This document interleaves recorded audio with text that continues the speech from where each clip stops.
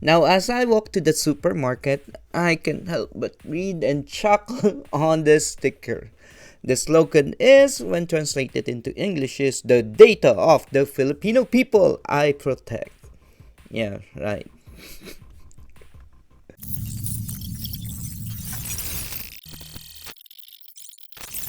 For a long time, I have been thinking of legal ways to show you how to hack in public, and there are a lot of generalities in our law, unfortunately, that I am not comfortable in creating a video of doing public hacks that may incriminate me.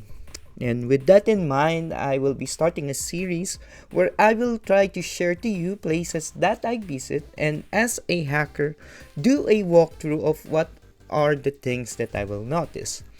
And to start, I will show you a routine grocery shopping that I do, and hope you enjoy the video.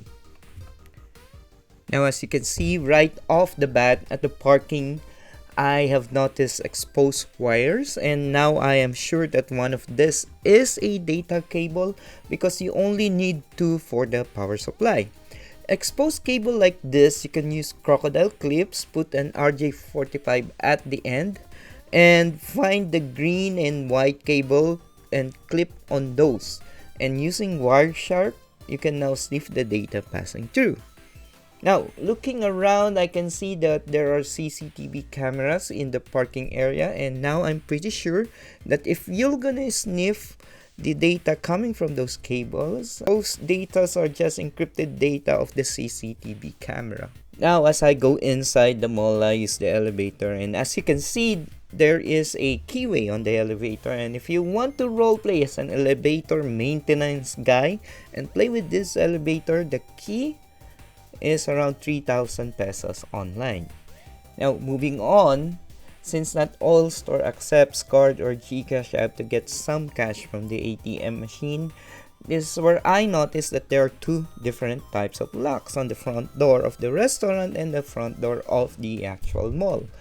Notice that this one is where the lock is at the bottom, and when the door is closed, there is a little wobbling going on. There are certain glass door like locks where the knob is at the back, and if the door is a little wobbly, you can easily hook the knob to unlock the door. And this is in contrast with the main door, which is located where the lock is located on the top and there is no knob at the back. By having that set up, it will be much more harder to be discreet when trying to bypass or lock pick the door. Now, as I walk to the supermarket, I can help but read and chuckle on this sticker. The slogan is, when translated into English, is the data of the Filipino people I protect. Yeah, right. Anyway, time for some grocery shopping, and the first thing that you will notice if you look up are the routers. A TP-Link router, an Archer A5 AC1200 wireless dual band router to be precise.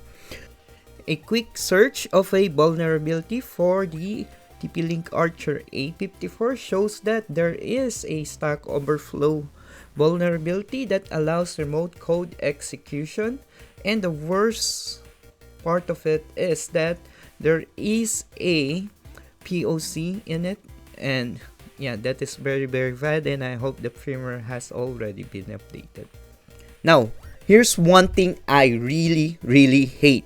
Remember the sticker earlier? Protect the Filipino data. Do you see the ID of the cashier? I really don't like when companies are forcing their employees to wear an ID that has all of your personal information in it. I have seen some IDs that even include your birthday and your address, and I don't understand the purpose of this. You want to protect people's data? Protect your employees' data first. After doing grocery, I decided to grab some food and noticed that they are using a restaurant pager system. After a quick search, I found that this is a Retekess TD163, and I know that it is using radio frequency to transmit data.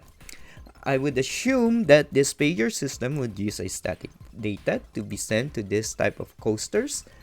So if I want to capture them using Flavor Zero, I have to determine the frequency. And luckily, those frequency can be found on FCC. And a quick search, and I have found that it is 433.92 megahertz. And while waiting for my food, I decided to check out the Wi-Fi using Kali Nethunter and HiJacker. What I love about HiJacker is it can show you all the available Wi-Fi and all the devices connected to it. You can also use it to the auth device to capture their handshake, but I would advise anyone from doing this. Blindly doing this would cause some POS and CCTV cameras that are using the Wi-Fi to disconnect and cause a serious disruption in the operation of this place. Now, at least I knew that the EB Center Wi-Fi is not used this way, but there's not enough device connecting to it where I can reliably capture the 4-part handshake. Lastly, as I am eating, I am surrounded by different students. And a PSA to all of the students watching this. Please, if ever you will go outside your school premises, remove your ID. You will never know who will use that information to stalk or harass you, so please be very careful. And I hope this has been a very insightful video for all of you. This is how I see the world, the things I notice, and the things that are processed in my mind. Is this how you see the world too? Comment down below. I love to have a discussion with you guys. And if you like this video, check out my other hacking videos here on Hakista TV. Till next time, my fellow Hakista.